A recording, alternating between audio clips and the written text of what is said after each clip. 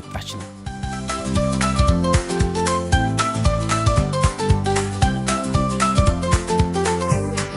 አትክልቶች ውስጥ የተመለከተቻቸውን አረሞች ሎሊ በእጆቿ ነቀለቻቸው። ዛሬ የያዘችው ፕሮግራም በግቢ ውስጥ የሚገኙትን አትክልቶች መንከባከብ ነው። አሁን አትክልቶቹን ተንከባክቤያለሁ፣ የሚጸዱትንም አጽድቻለሁ፣ አረሙንም ነቅያለሁ፣ ውሃ አጠጥቻለሁ። ስራዬን ጨርሼ ወደ ውስጥ ገብቼ ቁርሴን እበላለሁ።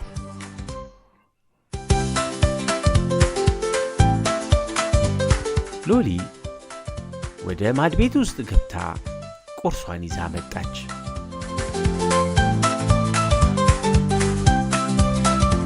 ሎሊ ቁርሷን ለመብላት እየተዘጋጀች ነው። ሎሊ ማን ነው የሚጠራኝ? ምንድነው ደግሞ ቁርሴን ልበላ ስል ብላ ተበሳጨች። ሎሊ እስቲ ተይኝ። አሁን እኔ ውጭ አትክልቶቹን ስንከባከብ ቆይቼ ነው ወደ ውስጥ የመጣሁት። ርቦኛል። ተይኝ። እንዴት ያለ ነገር ነው?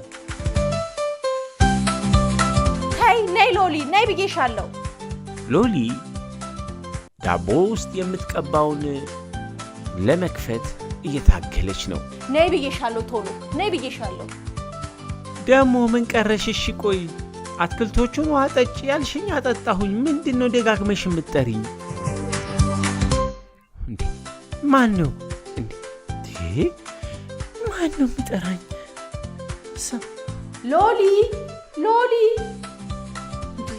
ሎሊ አቤት፣ ቆይ አቤት። ምንድነው? ምን ፈልገህ ነው? እኔ እኮ ማን ነው ብዬ አያ ሳሙና ነህ እንዴ ደጋግመህ የምትጠራኝ? ምን ፈልገህ ነው አለች ሎሊ በቁጣ። እንዴ እጅሽን ሳትታጠቢ ነው እንዴ ምግብ የምትበይው? ና እጄን በውሃ ታጠብኩ አይደል እንዴ? ንጹህ እኮ ነው። በቃ አትክልትን የነካሁት ትንሽ አፈር ነክቻለሁ፣ ግን በውሃ ታጠቢያለሁ። ምን አርጊ ነው የምትለኝ? እንዴ ሎሊ ጀርሞች ይታዩኛል እጅሽ ላይ። የታል? የምን ጀርም ነው የምትለው? የምን ጀርም? ሎሊ እጆቿን ተመለከተች። እጄ ላይ ጀርም የሚባል የለም። አለ ሎሊ፣ እኔ ይታየኛል። ለተጨማሪ ቪዲዮ ሰብስክራይብ ያድርጉ። ወይ ያንተ ጭቅጭቅ ደግሞ ሁልጊዜ በቃ በእኔ ብቻ ታጠቡ እንዴ? ውሃም እኮ በቂ ነው። በቃ እንዴ ይኸው ውሃ ከፍቼ ታጠባለሁ። የግድ በአንተ መታጠብ የግድ አለብኝ እንዴ? አለች ሎሊ።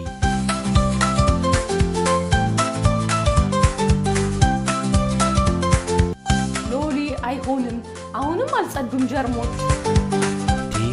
እኔ ርቦኛል። በቃ በውሃ ከታጠብኩ ይበቃል። ምንድነው የምትለው? አያ ሳሙና። በቃ ቻው።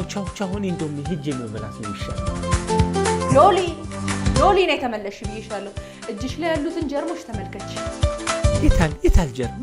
እስቲ አሳየኝ። ይኸው ቆይ፣ ይኸው እኔ ራሴ ጠጋ አድርጌ አላየውም እንዴ? ይኸው የምን ጀርም ነው የምታወራው?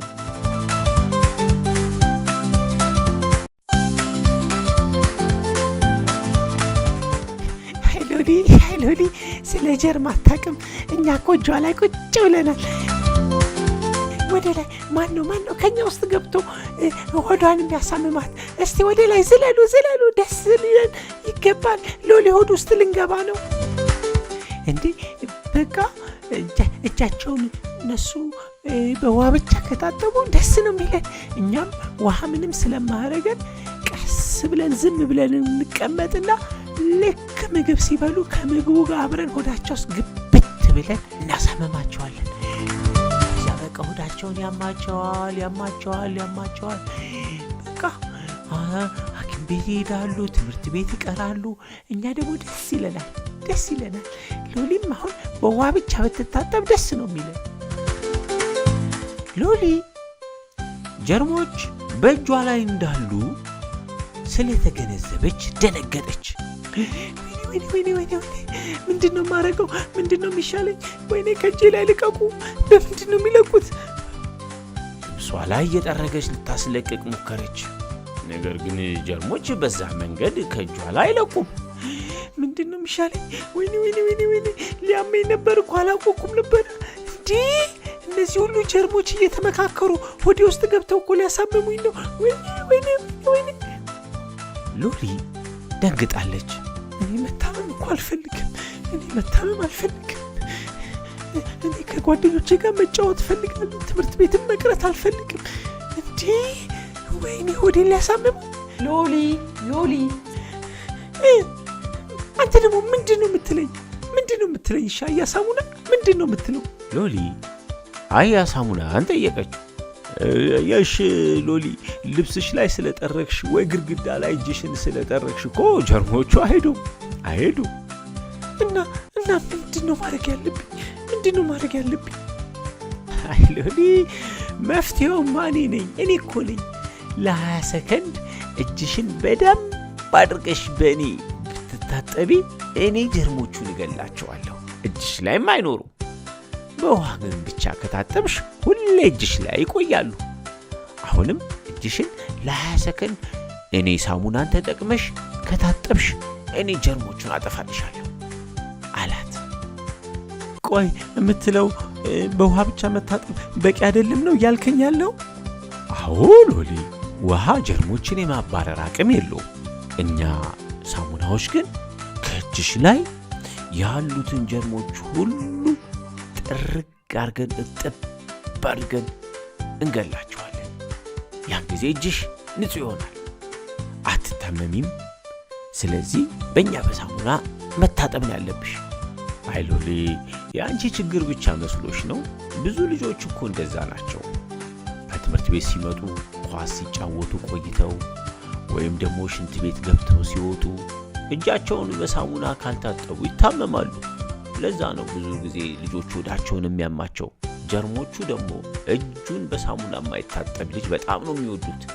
እጁ ላይ ቁጭ ይሉና ከምግቡ ጋር ገብተው ያሳምሙታል። እነሱ ደስ ሲላቸው፣ ልጁ ወይም ልጅቷ ግን ይታመማሉ። ስለዚህ እጅሽን በሳሙና በደንብ አድርገሽ ታጠቢ ሎሊ። ልጆችም ሁል ጊዜ ምግብ ከመብላታችሁ በፊት እጃችሁን ለ20 ሰከንድ በሳሙና በደንብ አድርጋችሁ ታጠቡ። የዛን ጊዜ እኔ ሳሙና ጀርሞቹን ስለምገልላችሁ ሆዳችሁ አይታመምም። ደስተኛ ጥሩ ቀንም ታሳልፋላችሁ። እንደ ሎሊ ሰነፍ እንዳትሆኑ። ስንፍና ጥሩ አይደለም። ቸኩላችሁ በስንፍና ብትበሉ በኋላ ትታመማላችሁ። እኔ እኮ አያ ሳሙና ምን ላድርግ ራበኛ እንዴ! ሆዴ ደግሞ ምግብ አምጪ ሲለኝ በቃ ቶሎ ምግብ ልሰጠው ፈለግኩኝ። በሳሙና ታጠቢ ምናምን ስባል በጣም የሚቆይ ስለሚመስለኝ በቃ ደስ አይለኝም። በውሃ ቶሎ ታጠቢ ብቻ ነው መብላት የምፈልገው።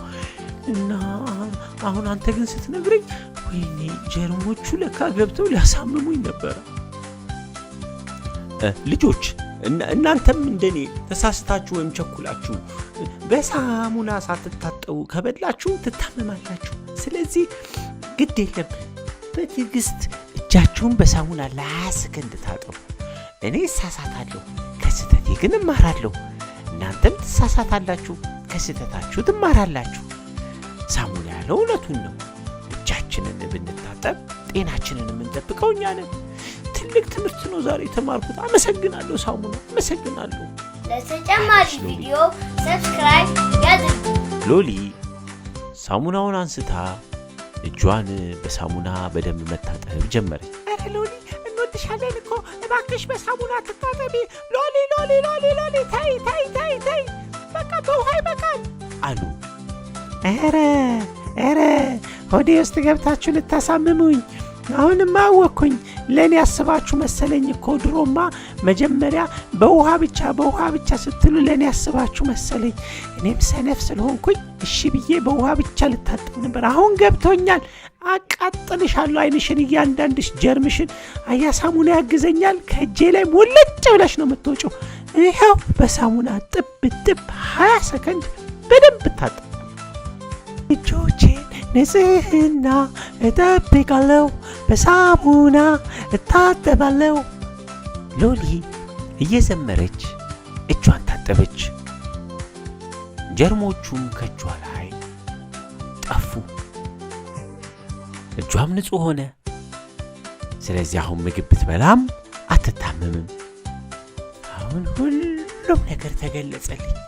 ካሁን በኋላ አስተማሪም ነግራኝ ነበረ፣ እውነት ነው። ሳሙናም የነገረኝ ነገር ልክ ነው።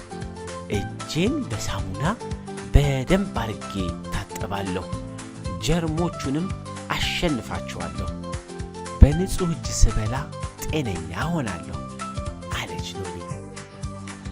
እኛ ሰነፍ ሆነን በውሃ ብቻ ስንታጠብ ጀርሞቹ ናቸው ደስ የሚላቸው። በቃ ካሁን በኋላ እጄን በሳሙና ስታጠብ እነሱም ከኔ እጅ ላይ ሮጠው ይሄዳሉ። ጤነኛ ለመሆን እጅን በውሃና በሳሙና መታጠብ። ዛሬ ትልቅ ትምህርት ነው የተማርኩት አለች ሎሊ። ሎሊ እጇ ንጹህ እንደሆነ ስላወቀች በደስታ ቁርሷን ልትበላ ሄደች።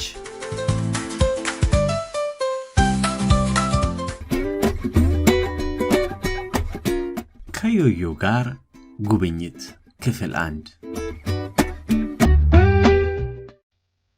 ዮዮ ከኢትዮጵያ ልጆች ጋር ዛሬ የተለያዩ የአውሮፓ ከተሞችን ሊጎበኝ ነው። ዮዮ የት እንደሚሄድ ለኢትዮጵያ ልጆች እየነገራቸው፣ እነርሱም ከዮዮ ጋር የተለያዩ የአውሮፓ ሀገሮችን ለመጎብኘት ጓጉተዋል።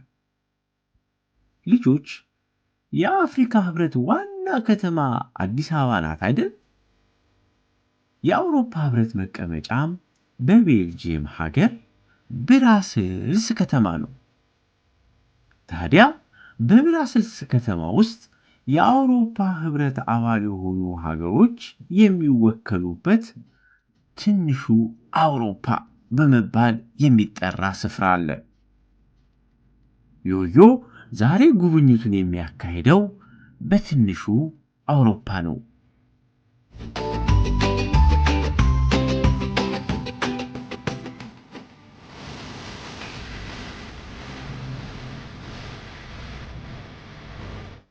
ተመልከቱ፣ የኢትዮጵያ ልጆች አለ ዮዮ ምን እንደሚጎበኙ ለኢትዮጵያ ልጆች እየጠቆመ። መርከብ አለ፣ ቤት አለ፣ ፋብሪካ አለ፣ ብዙ ነገር እንጎበኛለን። እናንተ ታዲያ የምነግራችሁን በደንብ መስማት አለባችሁ አለ ዮዮ። በሉ ኑ እንጀምር። ዮዮ ጥሩ ቦታ ይዟቸው ስለመጣ የኢትዮጵያ ልጆች ደስ ብሏቸዋል። ለተጨማሪ ቪዲዮ ሰብስክራይብ ያድርጉ።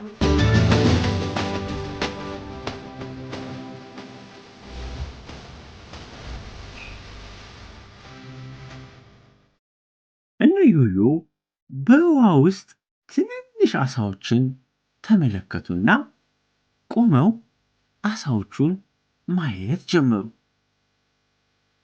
ዮዮ ለኢትዮጵያ ልጆች እንደ ኳስ ክብ ቅርጽ ኖሯቸው አንዱ ከሌላው ጋር ተገናኝተው የቆሙትን ነገሮች አሳያቸው።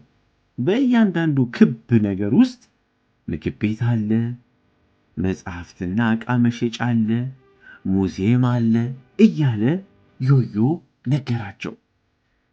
የኢትዮጵያ ልጆች ለዮዮ የሚጎበኘውን ሀገርና ከተማ የሚያብራራለት መጽሐፍ አምጥተው ሰጡት።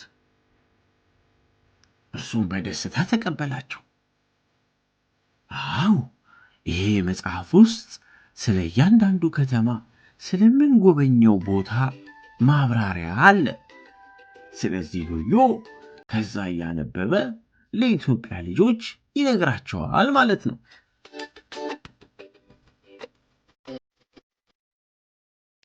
እነ ዮዮ ጋር በድንገት ሁለት ሰዎች ቀለም ፊታቸውን ተቀብተው ወደ እነ ዮዮ መጡ። ዮዮ ግን አልፈራቸውም። የኢትዮጵያ ልጆች አይዟችሁ፣ አትፍሩ ብሎ ወደ ሰዎቹ ዮዮ ጠጋ ብሎ በሉ ከዚህ ቶሎ ሄዱ፣ እኔ አልፈራችሁም፣ የኢትዮጵያ ልጆችም አይፈሩም ብሎ ሸኛቸው። ለተጨማሪ ቪዲዮ ሰብስክራይብ ያድርጉ።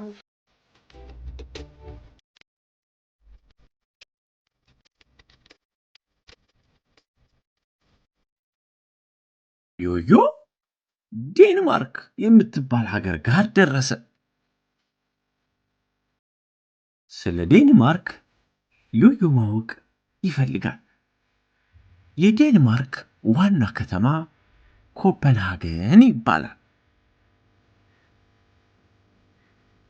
ይሄ በዴንማርክ የሚገኝ በድሮ ጊዜ የነበሩ ነገስታት ያሰሩት በክብ ግንብ የታጠረ እንደ ምሽግ የሚያገለግል ስፍራ ነው።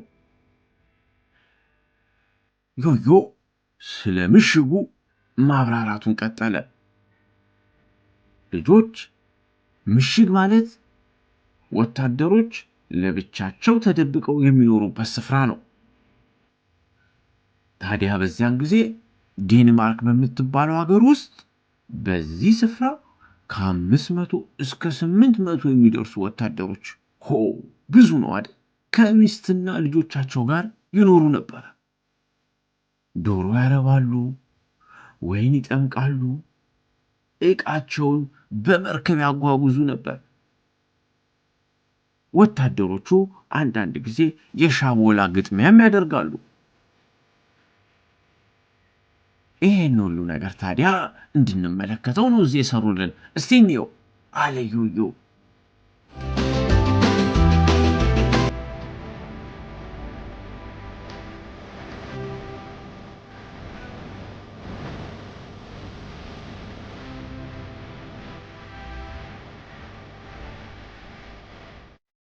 ይህም በዴንማርክ ዋና ከተማ በኮፐንሃገን የሚገኝ ህንፃ ነው።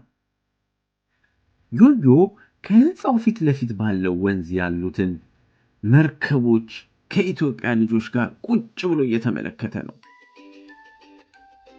መርከቦቹ በእንጨት የተሰሩ ነበሩ። እንዴ ዮዮ መርከቡን ሊነካው ነው እንዴ?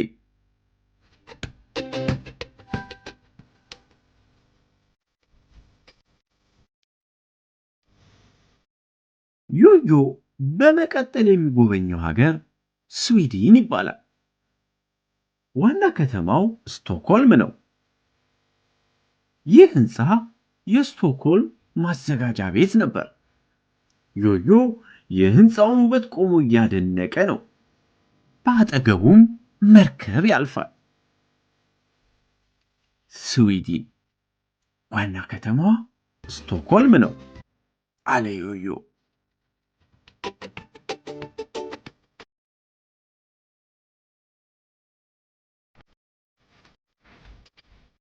ዮዮ ሶስተኛው ሀገር ጋር መጣ። ፊንላንድ የሚባል ሀገር። የፊንላንድ ዋና ከተማ ሄልሲንኪ ይባላል አለ ዮዮ። ይህ በፊንላንድ የሚገኝ ጥንታዊ ቤተ መንግስት ነው።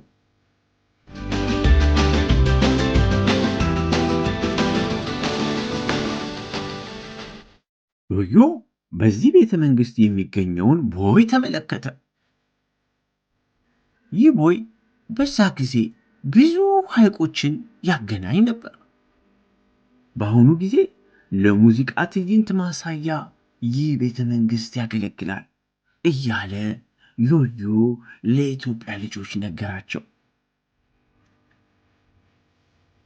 አያችሁ፣ በድሮ ጊዜ የሚሰሩት ቤተ መንግስቶች በአብዛኛው ይህንን ይመስላሉ። ከቤተ መንግስቱ አጠገብ ያለውን መታጠቢያና ሳውና የኢትዮጵያ ልጆች መጫወቻውን ሲነኩት የሆነ ሰው ከቤቱ እየወጣ ውሃ ውስጥ ይገባል። እንደገና የኢትዮጵያ ልጆች ሲነኩት ከውሃ ውስጥ ይወጣና ቤት ውስጥ ይገባና ሙቀት እንዲያገኝ ሰዋና ውስጥ ቁጭ ይላል። እየተመለከቱ እየነኩ የኢትዮጵያ ልጆች ደስ ብሏቸው ጉብኝታቸውን ቀጠሉ። እነ ዮዮ ከርቀት ያለውን አቅርቦ በሚያሳየው መሳሪያ እየተመለከቱ ጉብኝታቸውን ቀጠሉ። ቀጣይ የሚጎበኙት ሀገር ማን ይሆን?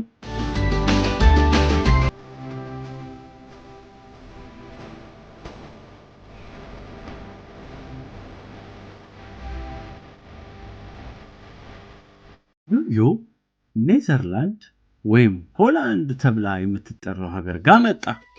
እንዴት ውብና የሚያምሩ ህንፃዎች ናቸው አለ። ኔዘርላንድ በውሃ የተከበበች ሀገር ናት። የኔዘርላንድ ዋና ከተማ አምስተርዳም ይባላል። ይሄ ቤተ መንግስት በውሃ የተከበበ ነው።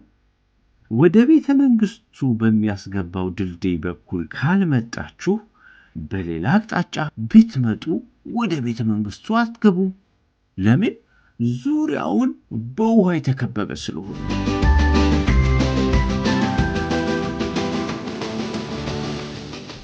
ቤተ ክርስቲያኑ፣ መንገዱ፣ ቤቶቹ እንዴት ያምራሉ!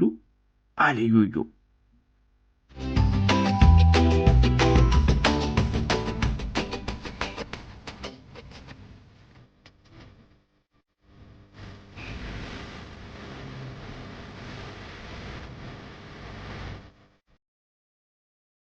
ዮዮ ባየው ነገር ተገርሟል።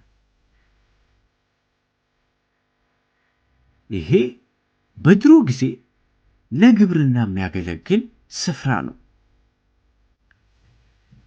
ባቡሩ ሲሄድ እነ ዮዮ ተመለከቱ። እነዚህ ደግሞ በንፋስ ኃይል የሚሽከረከሩ ናቸው።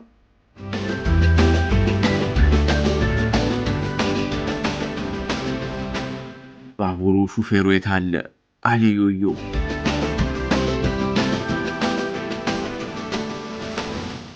እንዴ ተመልሶ መጣኩ። ወደፊት ወደኋላ፣ ወደፊት ወደኋላ ባቡሩ ዝም ብሎ ይመላለሳል። ማን ነው የሚነዳው? አሃ ለካ የኢትዮጵያ ልጆች ናቸው። ብረቱን ሲያሽከረክሩት ባቡሩ በፍጥነት ወደፊት ይሄዳል። እንደገና መልሶ ሲያሽከረክሩት ወደ ኋላ ይመለሳል። ባቡር እየነዱ ስለሆነ ደስ ብሏቸው ማሽከርከራቸውን ቀጠሉ። ኔዘርላንድ በሚባለው ሀገር እነ ዮዮ ብዙ ነገር እየጎበኙ ነው። ዮዮም ለኢትዮጵያ ልጆች እያስረዳቸው ነው። ይገርማችኋል አለ ዮዮ፣ አምስተርዳም በምትባለዋ የኔዘርላንድ ዋና ከተማ ውስጥ 1000 የሚደርሱ ድልድዮች አሉ አለ ዮዮ ተገርሞ። 1000 በጣም ብዙ ነው። አያችሁ፣ እነዚህ አይብ የሚያመርቱ ሰዎች ናቸው። ተመልከቱ እንዴት አይብ እንደሚሰሩ። ኔዘርላንድ በወተትና በወተት ምርቶች በዓለም የታወቀች ሀገር ናት። ዮዮ የኔዘርላንድ ጉብኝቱን ጨርሶ ከኢትዮጵያ ልጆች ጋር እረፍት አድርጎ ጉብኝቱን ይቀጥላል። ቀጣዩን የዮዮ ጉብኝት በሚቀጥለው ክፍለ ጊዜ ይዘንላችሁ እንቀርባለን። እናመሰግናለን ዮዮ፣ እናመሰግናለን የኢትዮጵያ ልጆች። ደህና ሁኑ።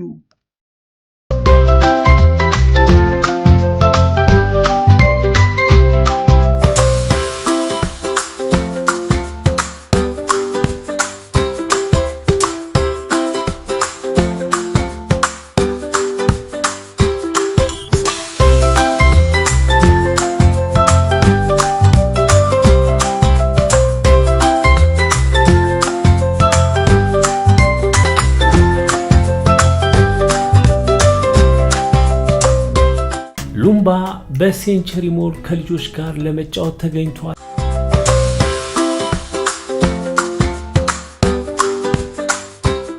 ስፖርታዊ፣ የሚያዝናኑና በደንብ ማሰብና ትኩረትን የሚፈልጉ የውድድር ጨዋታዎች እዚህ ይገኛሉ አለ ሉምባ። ሉምባ የባስኬትቦል ወይም የቅርጫት ኳስ ተጫወተ።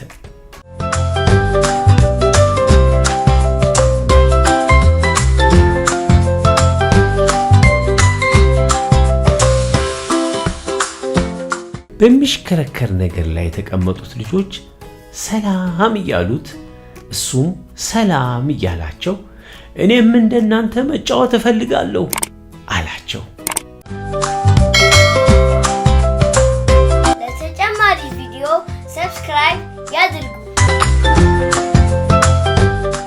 ህሊና ቆይ ሉምባ ላንተ የሚሆን መጫወቻ አለ ብላ በመኪናው ላይ አስቀምጣው ይዛው ተሽከረከረች።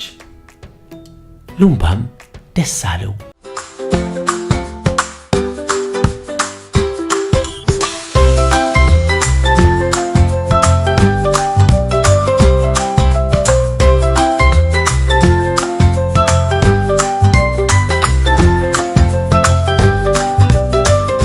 ሉምባ በተራው የሚሽከረከር መጫወቻ አለ እኔ ላጫውታችሁ ብሎ ማስጀመሪያውን ተጫነው። ልጆቹም በፍጥነት መሽከርከር ጀመሩ።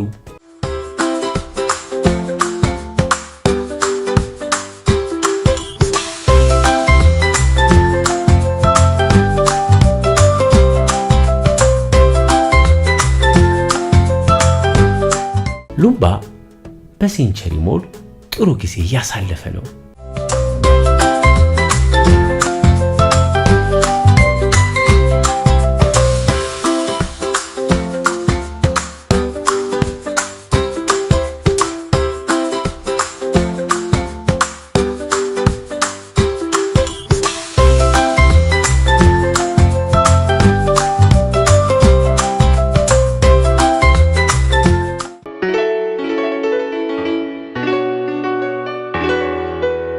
በአንድ ስፍራ ላይ የተዘጋጀ የሙዚቃ መሳሪያዎች ስለነበሩ ልጆቹ የሚወዱትን የሙዚቃ መሳሪያ መጫወት ጀመሩ።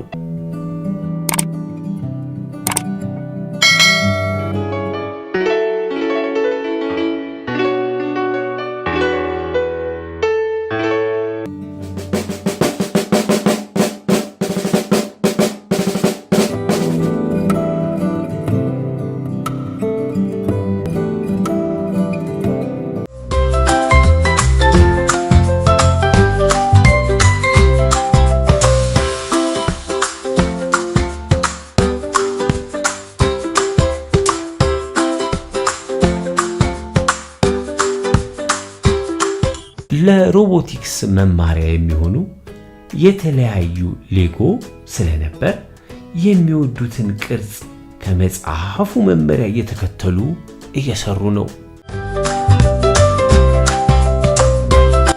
ለተጨማሪ ቪዲዮ ሰብስክራይብ ያድርጉ።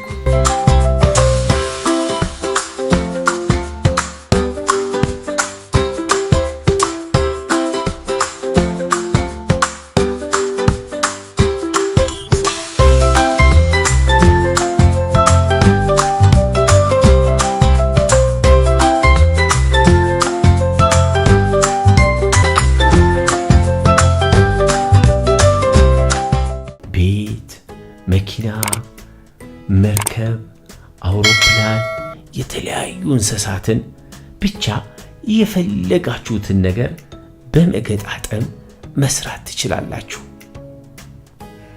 ልጆቹም እያደረጉ ያሉት ይህንኑ ነው።